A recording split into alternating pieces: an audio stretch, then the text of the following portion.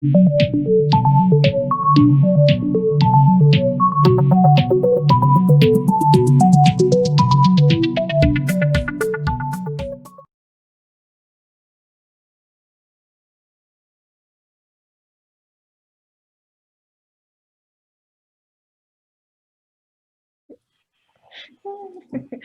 funny.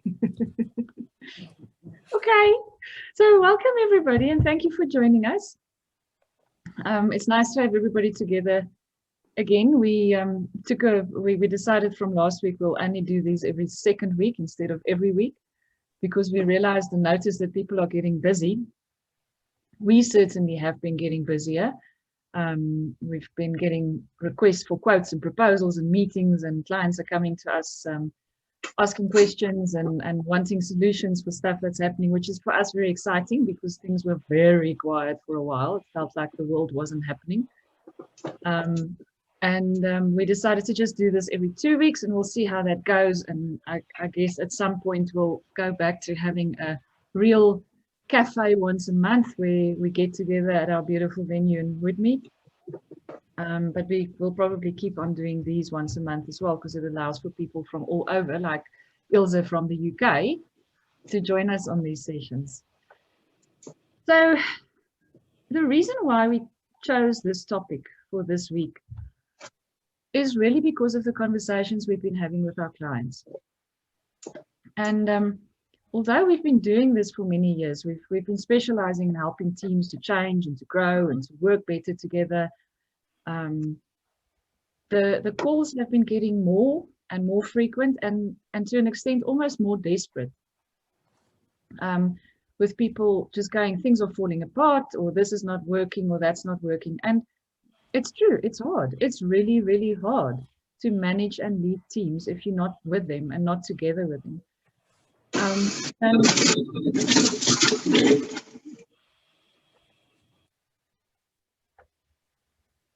Sorry, that was a noisy moment. And although we've come from a world that was very volatile post-pandemic, this has now obviously brought about a lot of new challenges on top of the already uncertainty that we were working with. I want to tell you a story that I heard on the Small Business Focus feature on the Money Show, the Bruce Whitfield Show on 702 the other day, in a minute. But they were also talking about if the business is like a ship and stress is like the storm, then the business is at the moment sailing in the storm, identifies all the creaks and the cracks and the weaknesses that's in the hull of the ship. And it also does so for the leadership team and for the crew.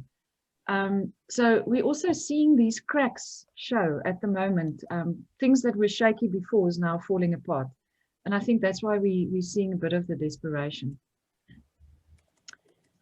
So some companies have quickly, we were chatting about this at the beginning of the session while we were waiting for people to join.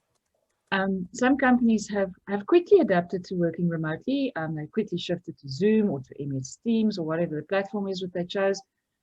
But even those that adapted quickly, this was a new way of work. The team works differently, and the rest of the organization had to shift into a new operating model fairly quickly, which brings about a lot of new changes and a lot of just change. And as we know, that's also hard to manage and doesn't always fall into place quickly. So immediately, everybody in the world almost were called upon to be more flexible, more adaptable. Suddenly you have to be more client-centric because what worked yesterday doesn't work anymore today, and we have to pivot. And in order for us to pivot, we have to figure out what it is that the client wants. And even the support teams that are not client-facing are struggling because they now have to support the rest of the organization in a different way. Then the other thing that obviously happened is the trauma, the loss of stuff, the loss of ways of working, the loss of connectivity, the loss of lives around us, the loss of income for a lot of people. And even for people who kept their jobs and their full salaries, they were seeing this happening around them, which brought about another set of trauma and stress, and people are reacting to that. And we're not necessarily used to seeing our team members react to stress or being triggered in the way that they're being triggered at the moment. Some organizations are starting to move back to working at the office. And even that means things are changing still. We're not there yet. The new normal is not the old normal. It's not that we've been rocked about for a while and now we're getting thrown back into what was. It's still emerging. So what we're finding at the moment is quite a lot of what's coming in to our to us as questions of please help us with this or that are symptoms. And it's often quite hard to find what's underlying of those symptoms. What are the underlying business issues that's causing these symptoms and making them come to the fore? So as we said, obviously the storm that we're in at the moment is causing a lot of it, but what else is happening? So a lot of the requests is the team seems to be quite disengaged. People are not stepping up. They seem to be withdrawn. And we have to then ask questions like, well, you know, do they understand where they fit in? Has the structures changed? Is this a new team? Do they have a new purpose? Do they have a new mandate? What's happening? What's causing these things? And that's usually quite interesting, but also a way that Worldview believes, and we call it issue centricity, to not start working with clients until we found these underlying issues. And we want to try and get there today with everybody on the call's help. So in a few minutes, we're going to send you into breakaway rooms to try and uncover some of the stuff that either you in your organization or your clients are struggling with. What are these new things that's coming up that's more than what it was before? There's also this culture of cameras being off. And thinking about what that does to the culture of the team. I'm currently working with quite a large team. It's actually not a team, it's a layer of management in one of the big banks. And I had a session with them on Monday. And I asked them to switch their cameras on, even if it was just for the check-in. And a lot of them have then in that session on Monday saw each other for the first time in 7 months. There was a lot of, oh, hello, so-and-so, oh, look at you, you grew a beard, blah, blah, blah, conversations going on because they haven't actually seen each other in 7 months. They haven't turned their cameras on in 7 months. And I think that is also a new thing to have to deal with not, just not seeing facial expressions. You don't see if people nod and agree. You don't see that people smile. You don't see any body language. You don't even see them paying attention when you're speaking. And it does lead to a more withdrawn culture. People stay quiet. And then, of course, there's the different personalities that we think the Enneagram is so great to help us understand. Why are some people more quiet, more withdrawn? How are they reacting to what's going on and what the triggers are? So before we start, I want to just tell you this story. So Pavlo Phitidis in this small business feature said that this was, and you might have heard it before, but this was apparently found typed on a blank piece of paper left in a boardroom about 75 years ago. And the story is called Whose Job Is It Anyway? It's a story about 4 people. Their names were everybody, somebody, anybody, and nobody. And there was an important job to be done. And everybody was sure that somebody would do it. Anybody could have done it, but nobody did. Somebody got angry about it because it was everybody's job. However, everybody thought anybody would do it, but nobody realized that everybody would not do it. It ended up that everybody blamed somebody when nobody did what everybody could have done. It's quite cute, hey? So how do we solve this? We're going to dive into this today. I'm going to create some breakaways now, and I'd like to give you, I think, about seven or so minutes to, in the breakaways, just chat about what you've seen. What are the current issues because of the pandemic, because of new ways of work, because of working remotely because of not being together, stress, fatigue, trauma, etc. And then we'll come back and we'll get all those issues that came up from each of the groups. So each of the groups just decide who's going to feed back to the rest. And then we'll chat about those and see where the conversation goes for today. Okay, so we're 19 people. I'm going to say 6 Sorry, breakout Liezel, rooms. can I just say? Yes. Marie. I apologize to interrupt you. I think I was incredibly optimistic about how the session would run. I don't, because I'm at my friend's mother's. So I thought like I could be in the session and be very engaged, but I realized I'm next to the hall, so that the band there'll be feedback in the session. So I just want to apologize that I probably will be mute for the session, only because, you know, you can keep hearing the music from the church. Okay, that's fine. So whoever ends up with Marie, that's why she's on mute. Yeah. Okay. And there you go. You should get a yeah, there's at least 3 people per room, and I'm going to send you now. You're going to get a little thing on your screen that asks you to accept and to go to the room.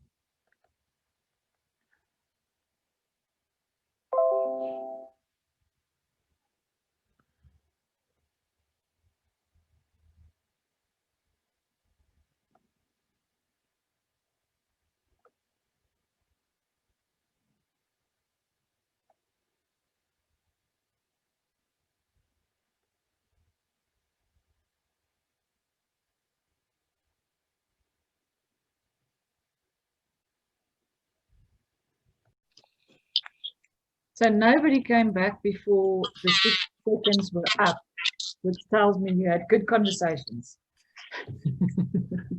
Okay.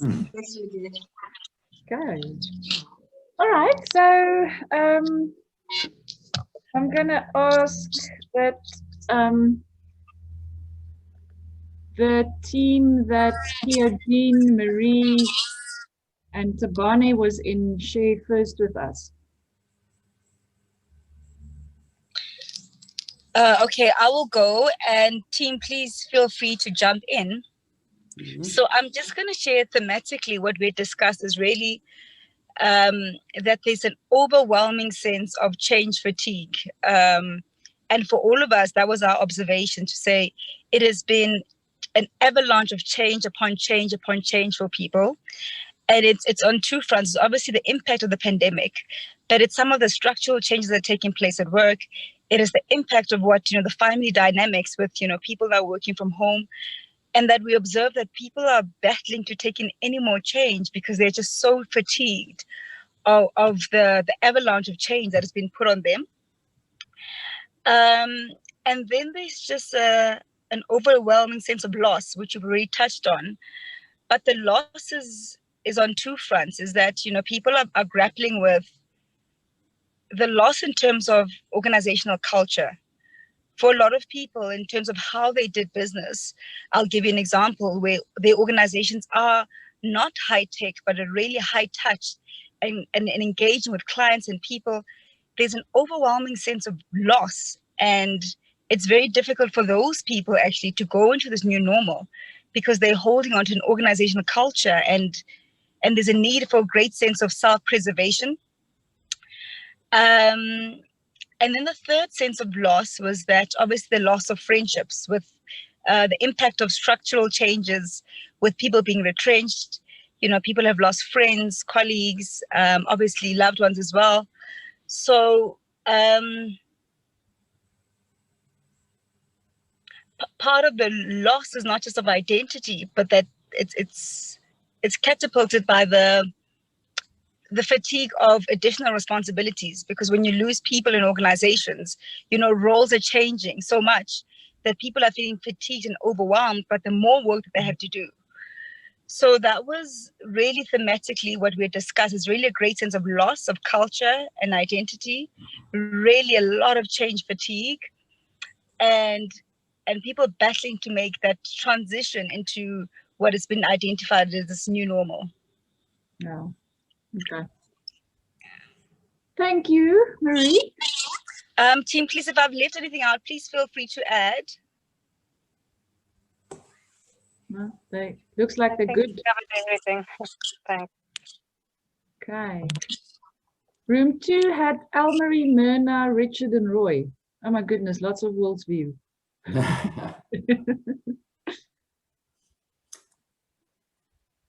Roy, are you sharing?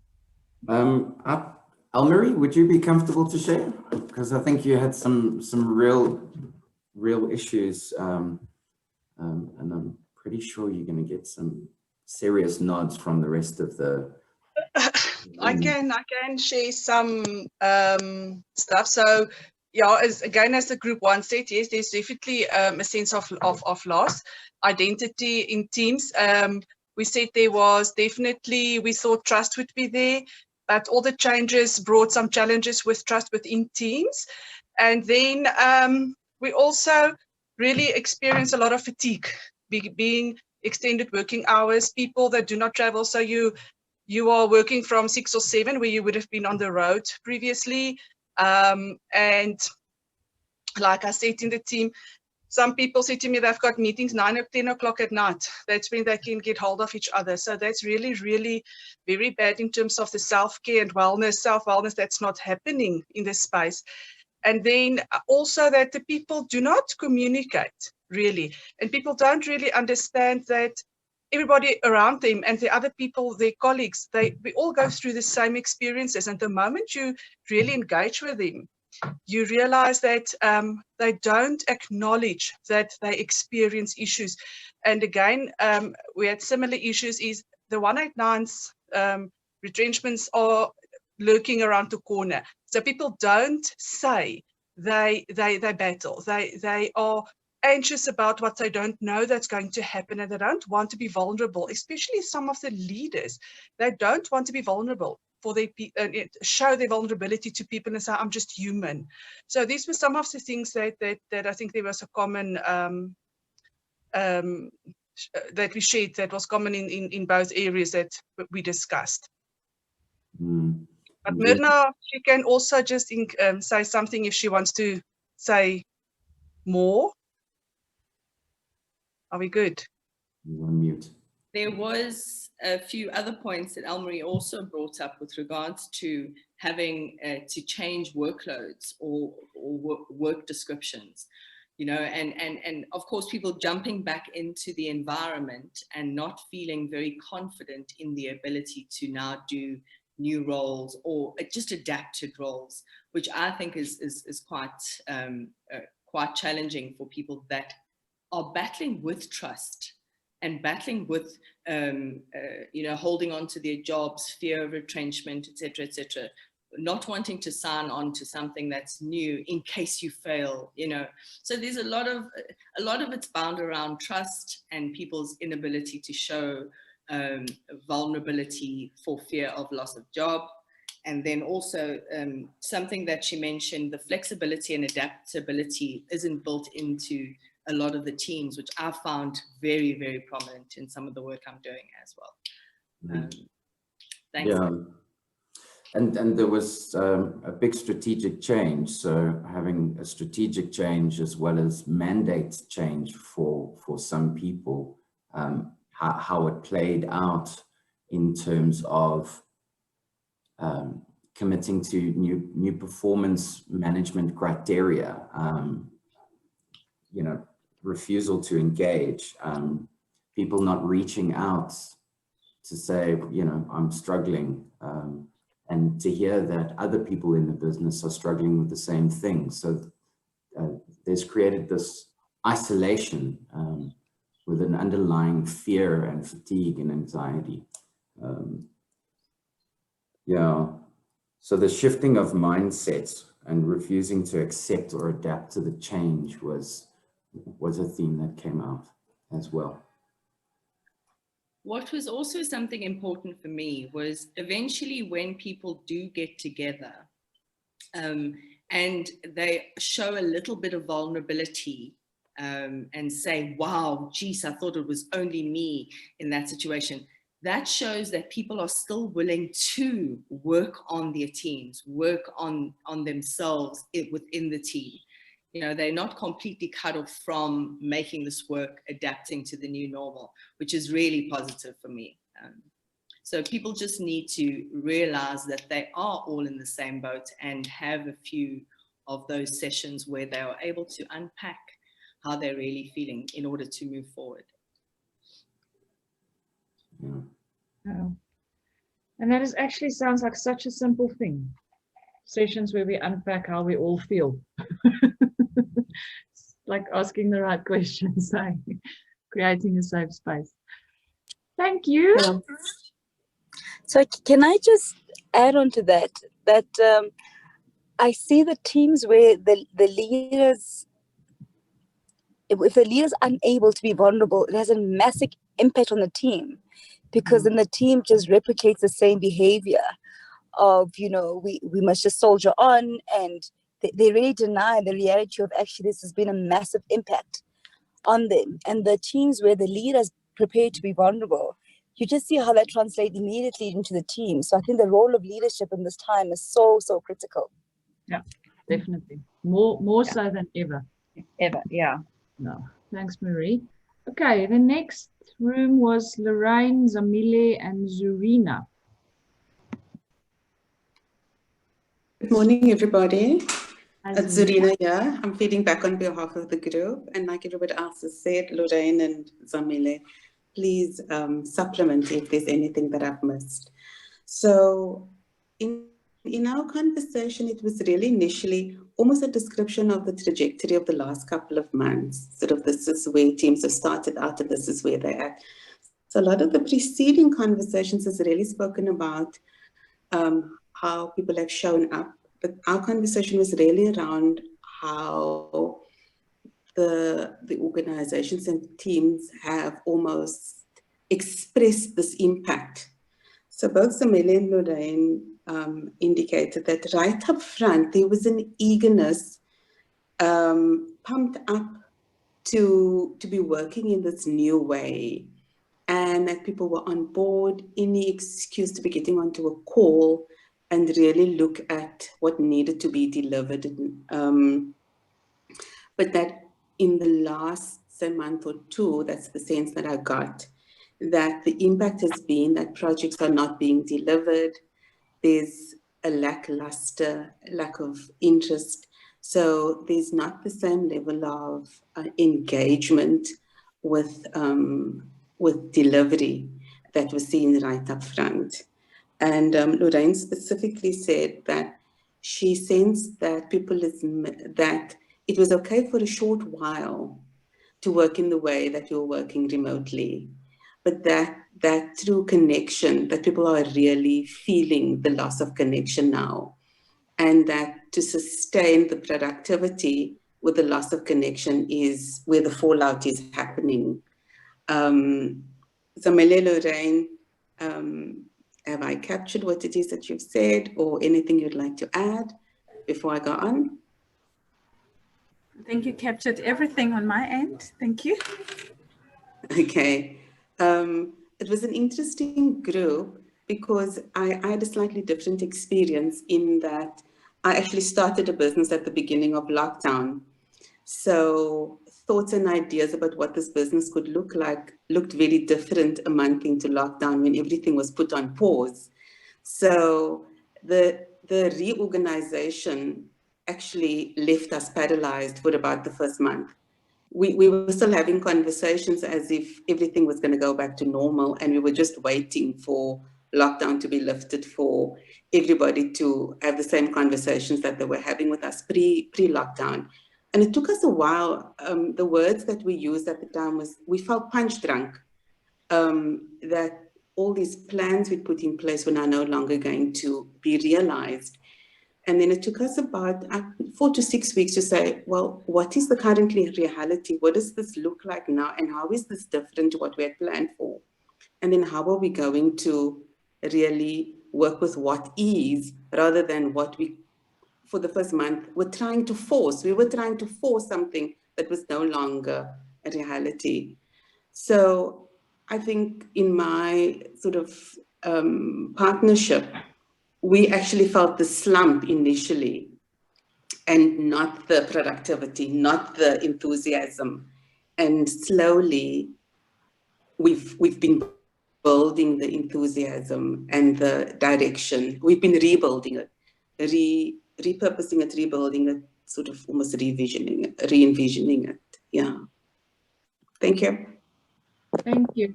Yeah, and I think the slump, if I look at our team, it was up and down. there wasn't an up and then a down, or a down and then an up. There was all of them and a lot of them, and some people having them at different times. And yeah, it's just so hard to navigate and to work through that. Thank you so much. Our next room had Ilse, Lauren, and Roshan. Hi, Liezel. Hi, Roshan. We didn't all get the opportunity to share. We ran out of time, but Ilse and I shared, and Ilse asked that I share my case study, if you can call it that, because her scenario was a bit different. They had similar issues to what is being described already around, pending retrenchments and people being told to come back to work and told how they should be come back to work. And my scenario was actually quite different to hers. So she asked that I share mine. So our story, we in the essential services in the agriculture industry. So we've been working throughout lockdown, but we have some field workers and some head office or office bound people. But our preparation actually started before lockdown. So as soon as we went into the phase of this is a crisis, we set up the crisis committee, our CEO set it up, and we started talking about how things were going to impact us. So he pulled leaders from across the organization together to start having these conversations. And when lockdown happened, we immediately went into looking at how do we get people to work remotely. We put together guidelines for working remotely. And we also then had the first session that we had was called a Head Office Connect session, because we realized that people were missing connecting with each other, being able to express what they were feeling. There's the sense of, as people had explained, sense of loss, some instances, sense of trauma, stress, anxiety, and so forth. And from that, we rolled those out to our regional offices, and we've got people all over the country. So we had these done remotely, and we got people to talk about how they were feeling. What are their fears, their challenges? What support did they need? And we took that information back to our crisis committee meeting. And from there, we started making decisions on how we could address those issues and how we could move forward. So it was always about moving forward. And I'm not saying it's perfect. We had quite a few issues that we just couldn't resolve. And one of the key things that came out of that, the previous speakers spoke about leaders showing vulnerability and showing care, empathy. Those were the strong things that came through. And as an organization, we embraced the theme of care. So we showed how we cared through various means. We gave people care packs. And then we also launched a series of sessions with a counselor, with our employee wellness partner, where people could start talking about what they were experiencing in terms of stress and anxiety, and get some good insights and tips on how to handle those things. It was a call from our employees, and it was something that we managed to address immediately. And in terms of return to work, we started preparing that also in advance, looking at how people could return to work. So we didn't force people to come back to work. We had discussions on how we could make it possible. We had discussions on saying which roles are more suitable to work from home, which roles are suitable or should be working from the office. And we're still on the journey. It hasn't stopped. We're now moving into a phase where we're saying, this is normal now. We don't talk about new normal, we talk about normal now. And we talk about how do we transition with the rest of our digital transformation journey, because this is what COVID has done to the organization. It shifted us directly into a space where we have to move forward digitally. So we're working on further sessions around building leadership capacity to work with people remotely and work with change that's coming. That's it from my side. Right. Thanks, Yeah, Rod. I think Great story. Sorry. Yeah, no, interesting, huh? The agricultural environment. And I think what I took up out of that, plus what others said, plus what our experience was, is like you mentioned, the connect sessions. We spoke to our people and said normally meetings are very business-like, which it should be, but start with we call it the water cooler conversation first. So when you start a Zoom meeting, you have to connect with people first, as opposed to just jump into business, what business is. And also the care, the sessions, the counselors that you used, we did that as well. And what we found, we did it internally. Okay, so we developed it and we offered these sessions for affected people or anybody that wanted to attend. And what we found, the value of it was not the content that we shared or what the topic was, but people over and over and over said, I'm not alone. I realize now I'm not the only one with the feelings. So that thing, Liezel, you said, well, it's so easy to create opportunity for people to talk. It is actually very easy. You need to handle it properly because we had people crying, suicidal comments, and. So you need to handle it properly.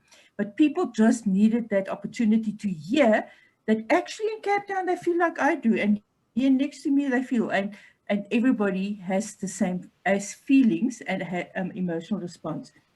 So, so I think, like you did in the agricultural environment, we need to be intentional around this. Intentional in terms of how we support people and how we support people also now starting to look forward.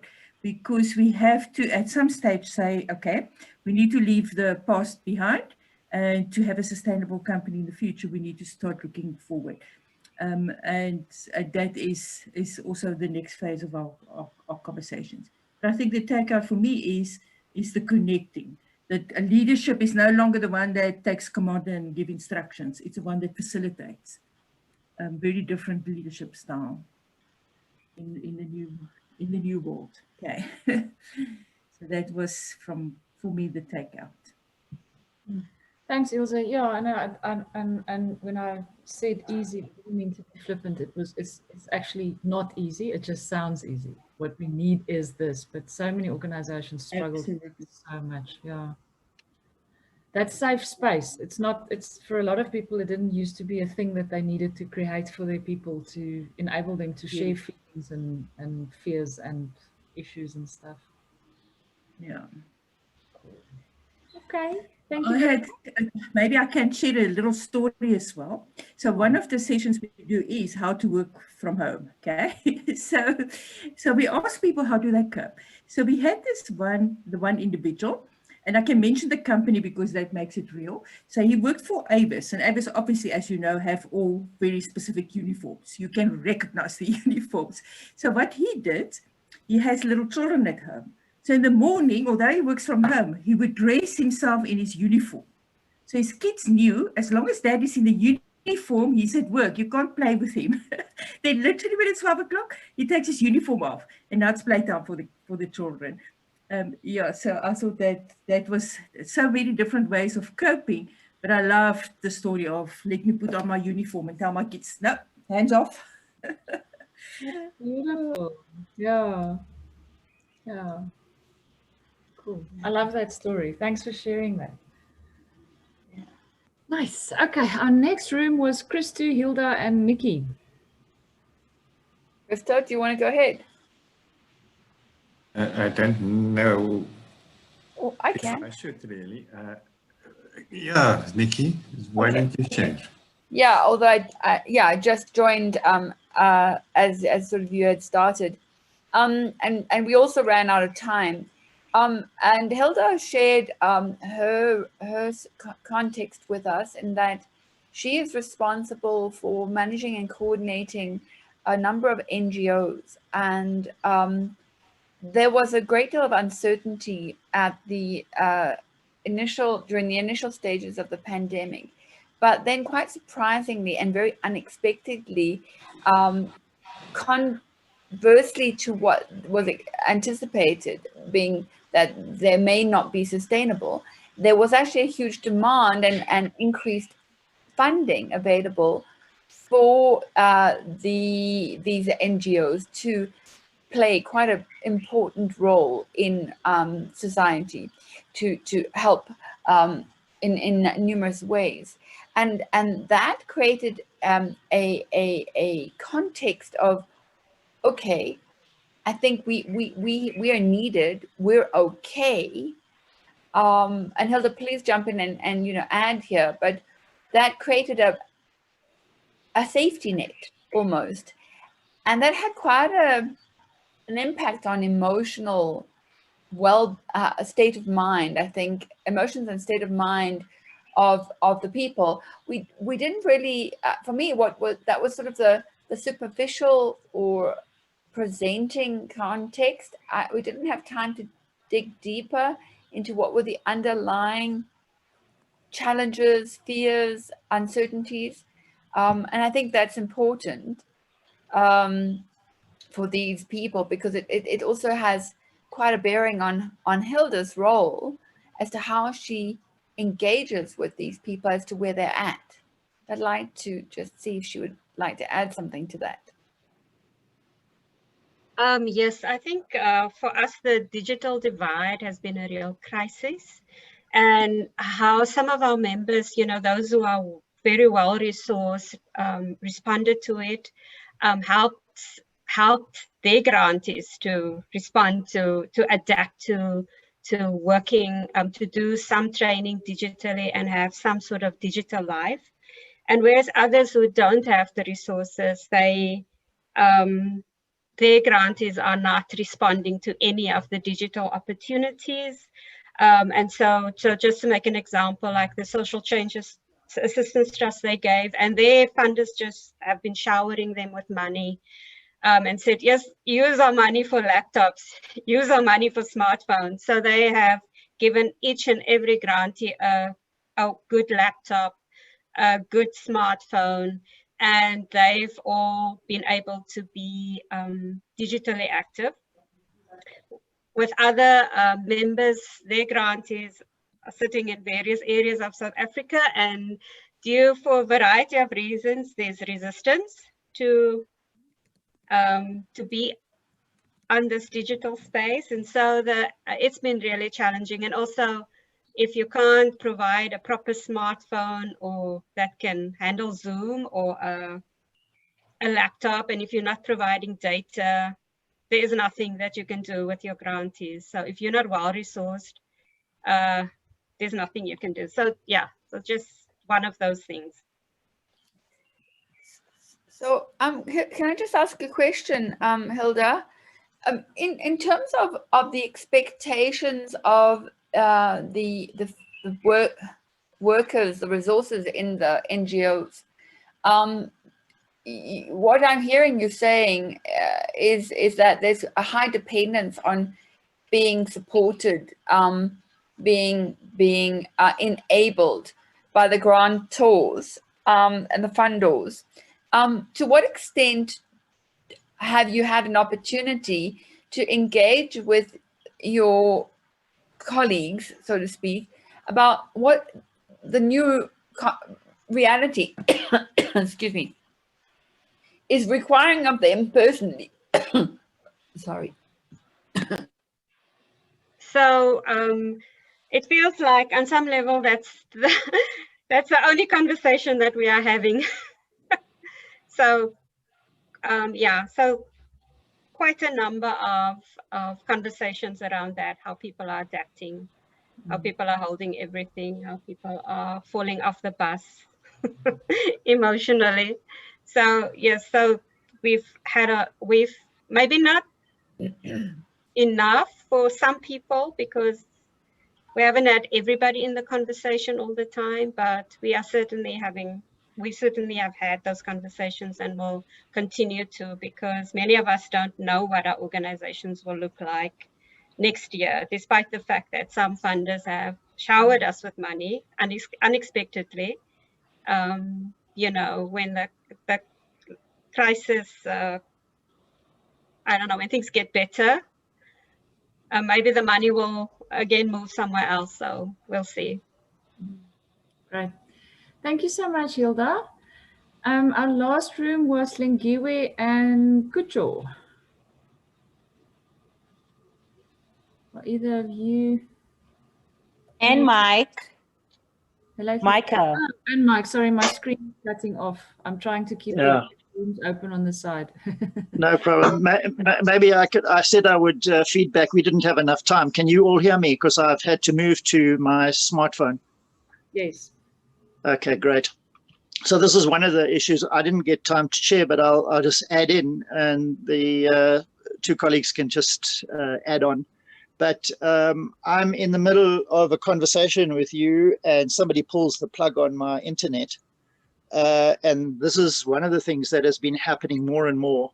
Those people that have connectivity, even great connectivity, the South African scenario means that some people drop off, and it is creating quite a lot of frustration in business when we're wanting to do things quickly. It has been said already how much of a demand there is, that because we're remote, we can be available 24/7, and the fatigue that caused. But to share some of the things that we picked up that were really interesting is that at the beginning of the lockdown and still happening now, there was a personal withdrawal. And what a lot of discussion today has been about the need for this healing, sharing, the space to connect. And really that comes about with two issues that came out of our conversation, was that we forget that people withdrew into their own environments, which they were able to walk away from. So in the past, they were able to walk away from home and go to work. And there was this buffer that was created. Now they were in the situation where they had to deal with all their personal pressures. And the management of individuals managing that and then having to reconnect. So an interesting thought that was shared in our group, and something that happened to me with one of the people I interacted with as a business outside of this, was the comment was made, this was a great time for me because I was burnt out and I could reconnect to myself and put myself back together. So I'm far better off now than I was when we closed down. And we should not forget that. Many people were really fatigued and they're able to reconnect with themselves, but their connection and their stresses at home were linked and is still linked to risk. How do I manage the risk of my family? How do I manage the risk of something I don't know how to deal with going forward? And now I'm going to work or I'm not going to work. So that was very interesting. The second thing was to remember to be social, to remember to connect. So not only the space to connect, but for individuals to remember to connect. And it was really interesting hearing people saying that a lot of cultures, and I've spoken to a friend of mine working in a very big consultants firm, and their culture is being scripted into them, that you don't switch your video on. We've heard that a number of times today. And for people to break that, they're happy to break it, but it's almost built into the DNA and the culture of the organization. So that's something that has to be re-looked at as we move to remote sort of working for some of the team. The other thing that came out was very interesting is that nobody's, well, not nobody, but it seems that most of the businesses we're dealing with are now in a combined space. Some people work from home, some people are at work, and that shifts all the time. So now you're not just working from home and connecting remotely, you have this joint capacity. And an interesting point that came out is that businesses are still expecting you when you're at work to work in the old way of doing things. And this new connection as a group to being able to integrate a new way of connecting is important to work at, because I think that's a key issue that came out of ours. The other thing related to that is that we're not dealing with the fact that we're working into a positive environment. Let's say you do a retrenchment or you resize a business. After that resizing is done, you do a healing exercise, everybody moves on in a new future.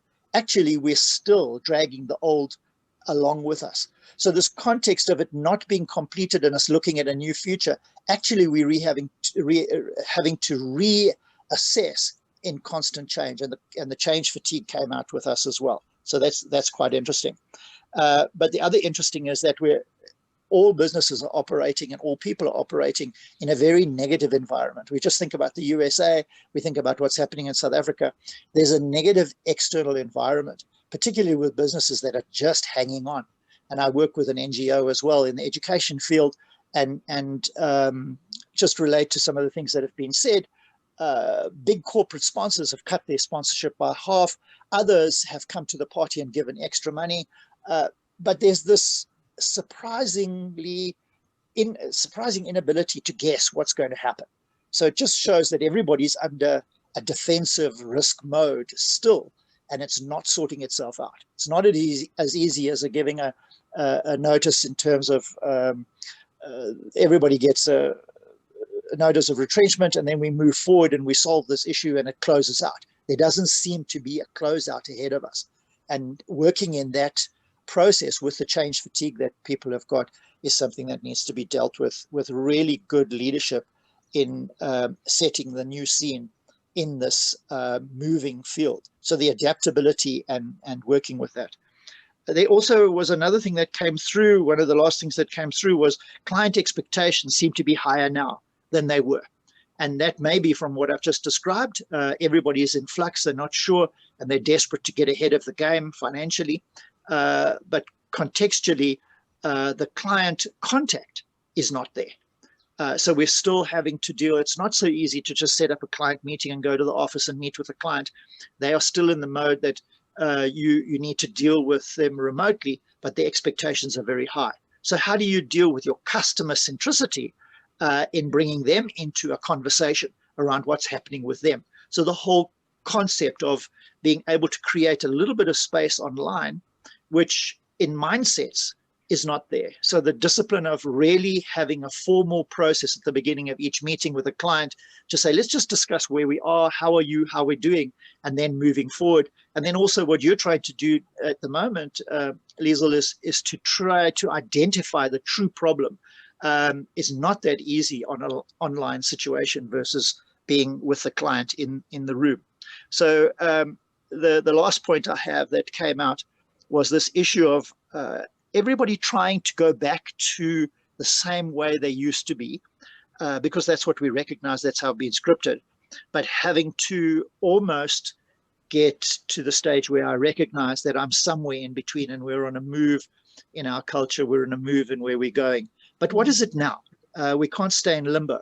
We're back on level one, we're working and everything's going according to plan, but it's actually not what's going to be the case in a year or 2 years' time.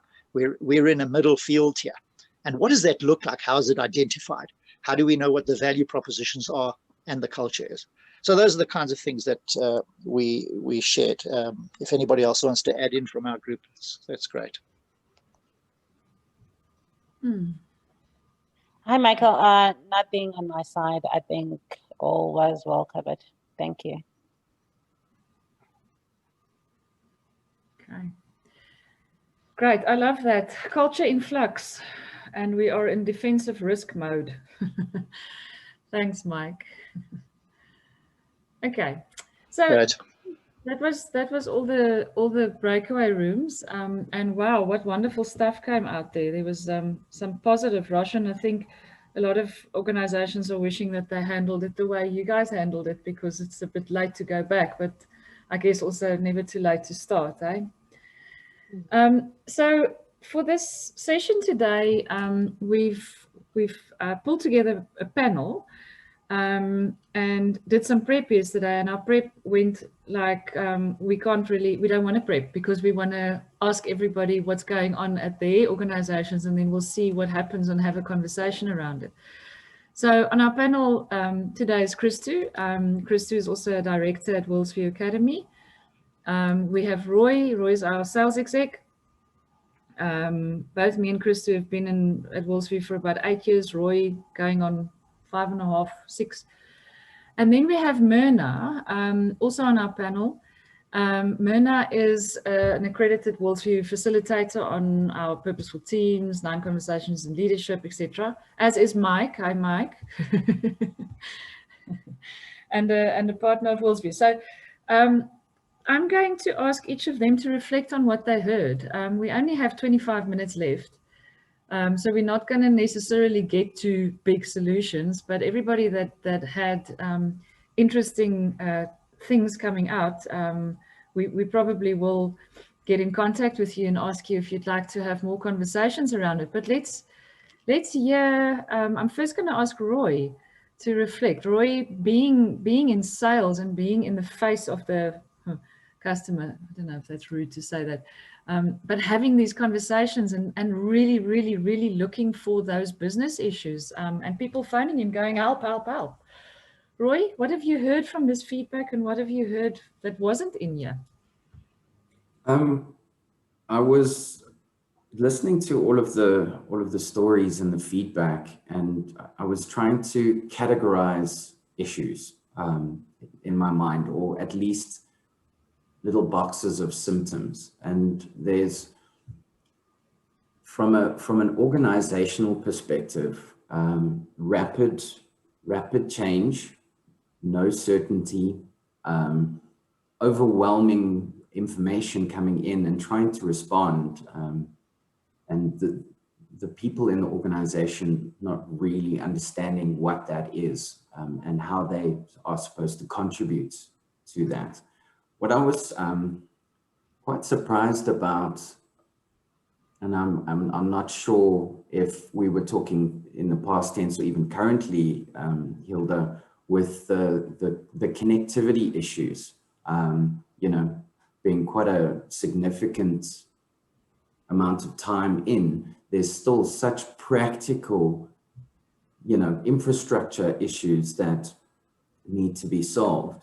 And then in the sort of interpersonal dynamics, connection space, the isolation that people are finding, you know, and it's inspired by fear, you know, restructuring, etc. People aren't reaching out, being vulnerable, connecting to their colleagues because, you know, there's this underlying fear that they might lose their jobs or be retrenched, and the connection between people.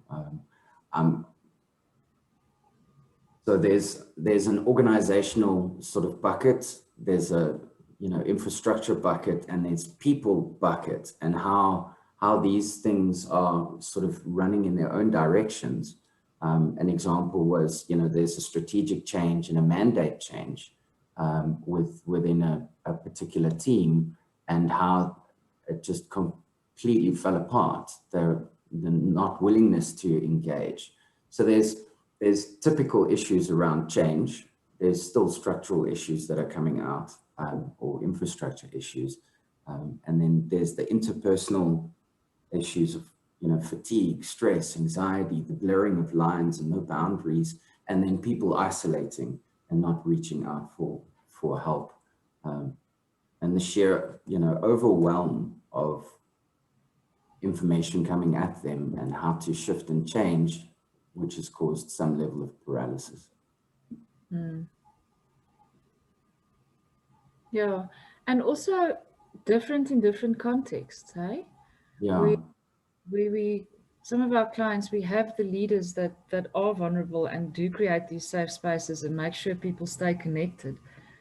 But then there's still something like a tech issue, or they have to retrench, and there's that fear. Yeah, and you talked about the new mandates and purposes of teams. That's definitely a big thing that we've been trying to help clients to unpack.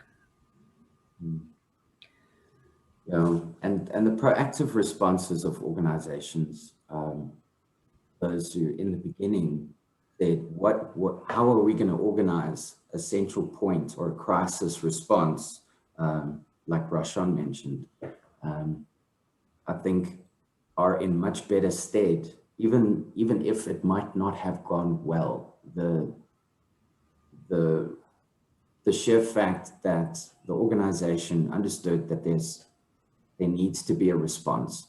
The people see that there's a response, even if the response was incorrect. I'm not saying Rashan's was, but to do something as opposed to nothing and involve your people and speak to your people, I think are in a far more resilient space now. Because the leadership got behind a particular issue and engaged. And I think the value of that will be reaped long into the future. Yeah. And that word that you just used, resilient, more resilient now because of doing something rather than nothing. So I guess part of the message then should also be it's never too late to start. And the Enneagram 8 thing, rather do something than nothing, loving that. Cool. Thanks, Roy. Myrna, what have you heard? Yes, for me, this has been extremely insightful because one of the things that's most interesting to me are the people that are actually on this call who are putting up their hands and saying, hey, let's have a discussion and share opinions, are the ones that will actually get their teams working right and more progress within the organizations, because they've actually shown their vulnerability and are willing to make a change, which is exactly some of the themes that have come up for me in the session today. So leadership, trust, compassion. Those three themes seem to come across in all the conversations that we're having. Leadership, or perhaps all weakness in all forms of leadership are being exposed. So leaders not having the abilities to create healthy organizations are now being exposed, and either A, step up, or B, settle for a team that's not going to be working. Trust seems to be the biggest factor because of the doom and gloom environment that we live in. So with everybody feeling extremely vulnerable, extremely nervous of being retrenched, with everybody feeling very nervous of what the future holds, they refuse to show that they any form of vulnerability for fear of being ostracized. And being able to build that psychological safety or empathy within your team is more important now, so that your team can strengthen and so that you can make those leaps. And then when it comes to being overwhelmed, I'm hearing a lot of people overwhelmed, fatigue, overwhelmed, culture, loss, friendships, loss, is a lot of people feeling overwhelmed. And my challenge with that feeling of being overwhelmed is what happens from an NLP standpoint. Immediately you do nothing. And that's where the biggest challenge comes in, because you're just immobile, you're just overwhelmed. So how do we then help these teams to see the fact that they are in a state of being overwhelmed, and then help them move forward in small ways to become more agile and to be able to contribute to the current circumstances that they're in? So for me, it just feels like a lot of pain when I hear the conversations over and over. Everyone is in a lot of pain. And how do we together all help each other to move forward? What are the tools that can help quick, or even on a gradual basis, just to move us forward, for us to look at things from a different perspective? Because with everyone that is going through something emotional, you shut down. What happens in your brain, that's normal. So how do you then look at things from a different perspective and move your team forward by creating safe environments, by creating safe environments in order for them to be creative? Because we all know when the front brain shuts down, creativity shuts down, everybody becomes stupid, because that's just the way it works. With the SCARF model, anyone who studied David Rock and understands how that works. that's a lot of what we're going through right now, is people are in a situation where they are overwhelmed. Their weaknesses in all forms of leadership are showing up. And instead of being able to be vulnerable and developing trust, we're shutting down and we're switching our screen off, and we're trying to hide, put our heads in the sand when it's time for us to actually be present and to create the environment in which people can start thriving. Yeah. And what I'm hearing overwhelmingly today, and from what you just said, Myrna, is it really is in a way up to the leaders.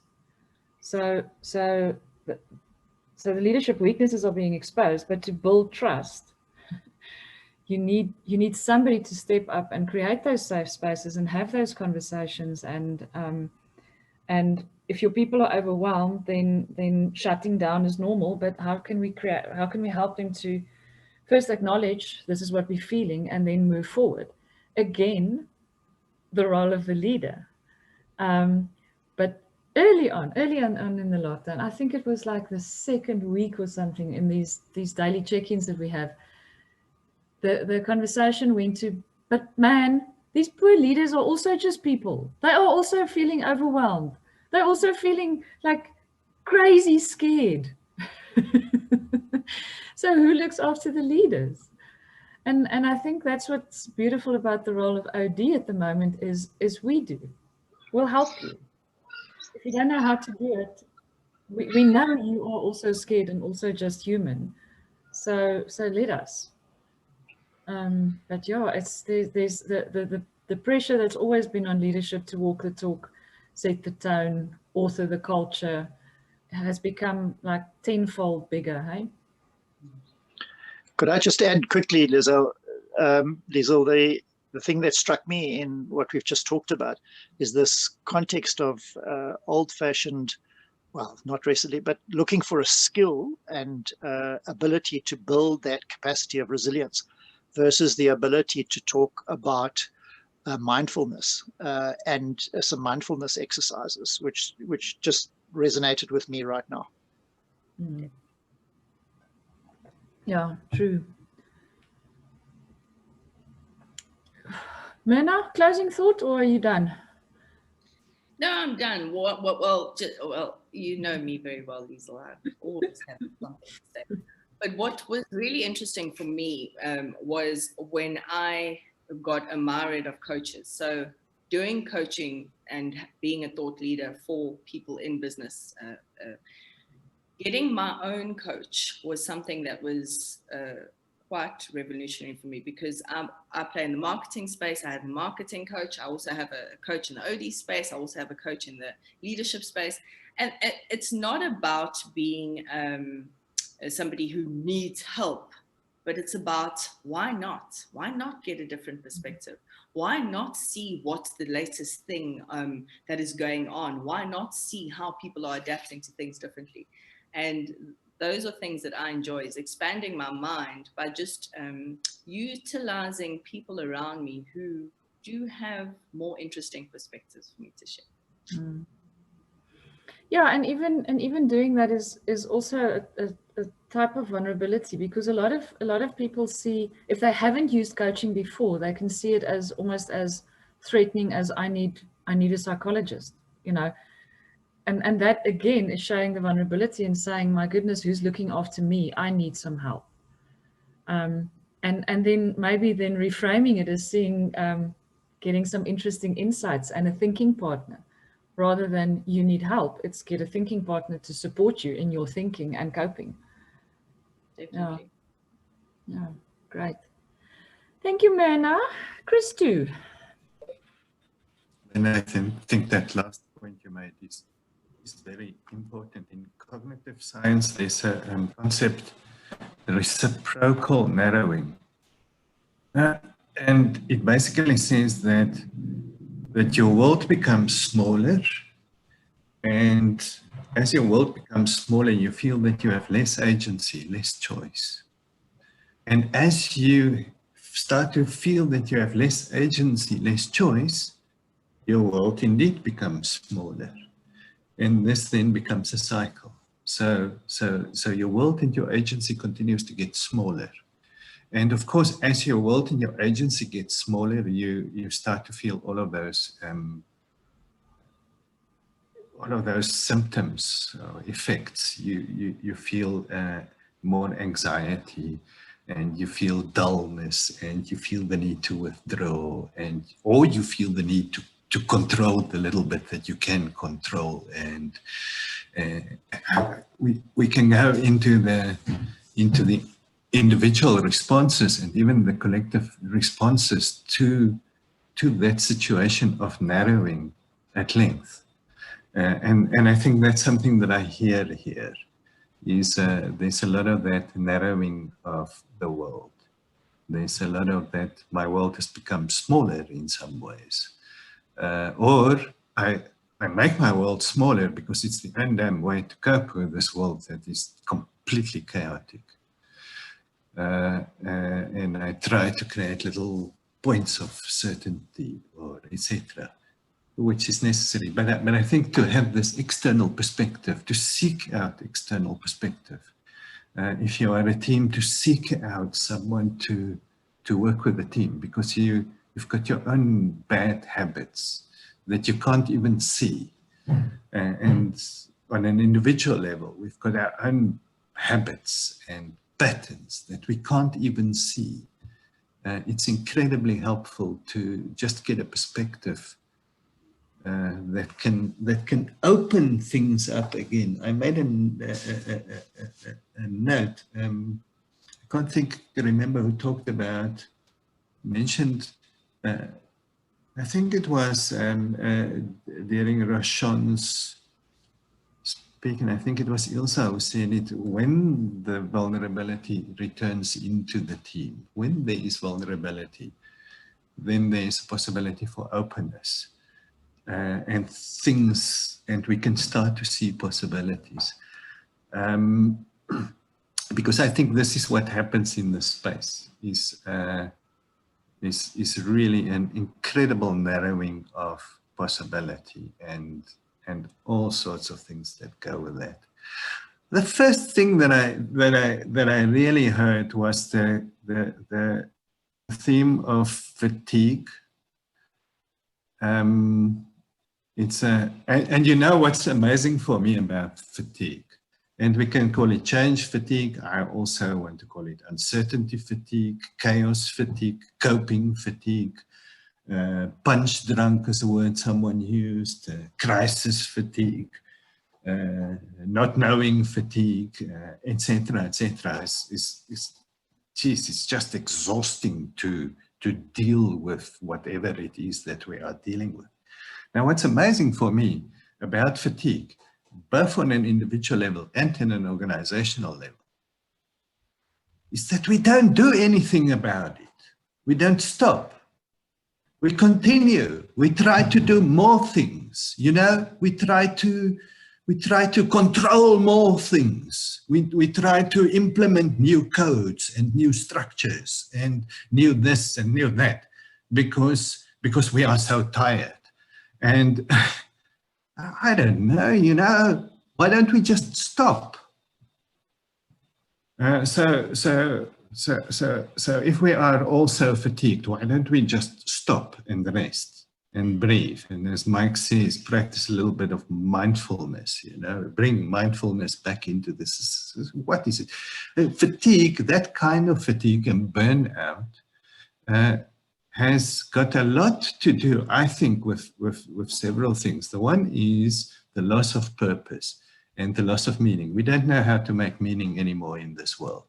And we want to make meaning. And actually, I think sometimes for a while, we just need to give up on this obsession with meaning making a little bit and accept that look, things are chaotic and absurd, and that's just how things are.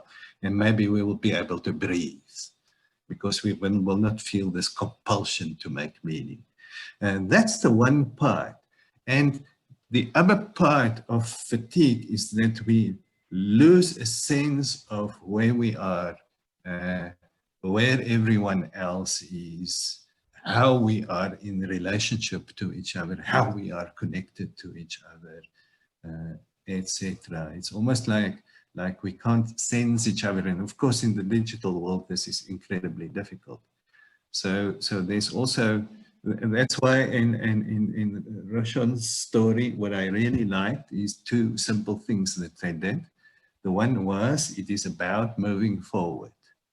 So that insistence on moving forward, just moving forward.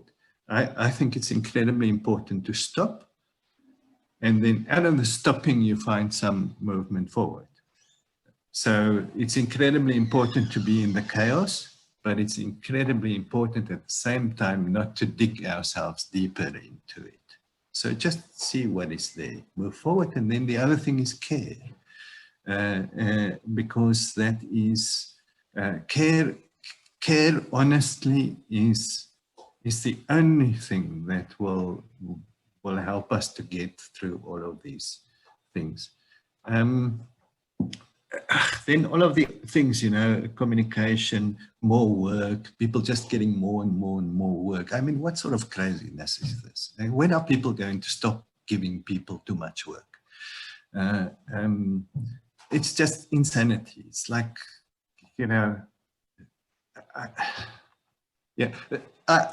part of this is this insistence on leadership. I heard a lot about leadership, but frankly, I think, you know, much in me says we have this insistence on leadership. And because we have this insistence on leadership, leadership feels, people in leadership feel that they have to do something. And then what they do is they create chaos. They control things, they do this, they do that, they do that. So maybe if we can just say, look, we're a team. Let's figure it out. We have to figure it out. And we just figure it out. Because this is what we're going to do. I'm working too much. Let's figure it out. We're all working too much. Maybe we're doing stuff that's completely unnecessary. Maybe we're doing the wrong stuff. Maybe we're just doing things to seem busy because we're anxious. Because if we don't seem busy, we're going to get retrenched. But in our spaces, let's stop and figuring it out between ourselves. And, you know, also organizational leaders or managers, let me say managers, they don't have that big an impact except to make things difficult for people. Is that famous Peter Drucker quote about managers is that say managers must, the best thing they can do is just make sure they're not getting in the way of people doing their work. And I think if teams can just get together and say, well, we've got to figure it out and we'll let the management or whoever, we'll let them know. Then a big shift could potentially take place. So that's sort of where my thoughts about these things are, is focus on the teams and focus on the individuals. We've got to do a lot of work to help people to develop resilience. People need to understand how they are triggered. They need to understand how they are reacting. They need to understand how they are losing hope. They need to understand how they get unfocused and demotivated. Zhureena, it was wonderful for me, the story about what you mentioned about some teams at the beginning, high excitement and then a loss of energy. And for you, total shock at the beginning and then sort of a slow build up to start to gain momentum. But we need to understand something about ourselves, about how we are in these conditions of uncertainty, and just watch it very carefully. So that's necessary, and I think as teams, you know, get help for your teams. Yeah, and I think what you said is so true, and I'm seeing it so much, is we have to find out these things about ourselves. Yeah. And our team members able to care, be there for each other. And that's one of the things that I think is so difficult in this world. You know, us OD people are used to talking about our feelings and sharing and checking and caring and creating safe spaces, but most of the people in the world are not. And most of the teams we work with are not. Yeah. And I've seen it in the client I'm working in at the moment. The one guy said to me with the first debrief session of the event, he said to me, thank you. Yeah. people come to me and say, what are your strengths? What are your weaknesses? You know, what makes you angry? How do you react to stress? I don't know this because I don't look at myself and see these things. And the Enneagram has given me a tool to like be an inner observer of myself and understand this, and then in a non-finger pointing, non-threatening way to share this with my team members and to know that about them. Which is a good starting point, I guess. Yeah, I think so. I think if we can commit to that, and you know, we who are here commit to that and commit to also take that into the places where we are. And stop blaming the leaders for all of the things that they are doing, because maybe they also just need help. You know, maybe they also just need to come. Their fears are even bigger. For no good reason, because they don't get paid that much more. You know? So shame, poor leaders. I think the fear is much bigger because the accountability is much bigger. Yeah, it's a sort of an absurd accountability. You know, what do we mean by effectiveness in this time? We haven't even figured out what we mean by, what is effectiveness? Is it to survive? Is it to be massively productive? Is it to, what is it? What are they actually responsible for? What is this big thing that we want from them? For which we're actually not paying them that much. And anyways, money in this time is a funny concept. I think that, you know, the unspoken mandate for leaders was more about how do we survive? How do we just get through? As opposed to, you know, never wasting a good crisis and could we grow in this time? I have to contribute to the panel. Thanks, Sorry, Ilse. Before you go, I just want to acknowledge that we've reached 10:30 and we said it's going to end at 10:30. So for those of you who's happy to hang around, we're happy to shoot the breeze for another 20 minutes or so. But everybody that needs to leave, thank you for joining us. Drop us a line. You can see we are very passionate about talking about these things and figuring it out with you. And we'll be in touch. So thanks for joining us. All right, I'm going to stop the recording.